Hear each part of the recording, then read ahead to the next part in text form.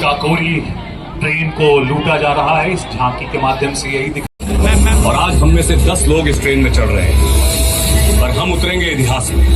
आज हम इस 8 डाउन ट्रेन को शाहजहांपुर से लखनऊ जाते वक्त लूटेंगे, काकोरी में।